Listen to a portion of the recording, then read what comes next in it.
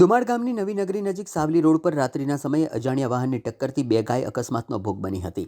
આ દુર્ઘટનામાં એક ગાયનું ઘટના સ્થળે જ કરુણ મોત થયું હતું, જ્યારે બીજી ગાયના પગમાં ગંભીર ઈજા પહોંચી હતી। ઘટનાની જાણ થતાં જ બાપા સીતારામ સેવા ભજન મંડળ દુમાડના સભ્યો ભારે વરસાદની પરવા કર્યા વગર તાત્કાલિક સ્થળ પર દોડી આવ્યા।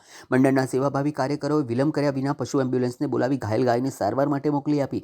તેમના આ માનવતાભર્યા કાર્યની સ્થાનિક ગ્રામજનોએ પ્રશંસા કરી। મંડળ દ્વારા પશુપાલકોને પણ અપીલ કરવામાં આવી છે કે ખાસ કરીને વરસાદી ઋતુ દરમિયાન પોતાના પશુઓને રોડ પર રખડતા ન મૂકે। રોડ પર રખડતા પશુઓના કારણે નિર્દોષ વાહન ચાલકો, નોકરી ધંધા માટે જતા લોકો તેમજ પશુઓ પોતે પણ અકસ્માતનો ભોગ બની શકે છે। દરેક પશુપાલકે પોતાની જવાબદારી નિભાવી આવી દુર્ઘટનાઓ અટકાવવામાં સહયોગ આપવો જોઈએ। દુમાડ ગામમાં બાપા સીતારામ સેવા ભજન મંડળ દ્વારા સમયાંતરે માનવ સેવા, ગૌ સેવા અને સમાજ ઉપયોગી અનેક સેવાકીય પ્રવૃત્તિઓ કરાઈ છે, જેના કારણે ગામમાં સેવાભાવનું અનોખું ઉદાહરણ સ્થાપિત થયું છે।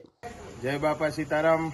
આજરોજ બાપા સીતારામ સેવા ભજન મંડળને એક ગાયનો અકસ્માત થતાની જાણ થઈ તો તાત્કાલિક બાપા સીતારામ સેવા મંડળ ત્યાં સ્થળ પર પહોંચી અને પશુ એમ્બ્યુલન્સ બોલાવીને એને સારવાર અર્થે મોકલી આપેલ છે। જય બાપા સીતારામ, જન સેવાય પ્રભુ છે।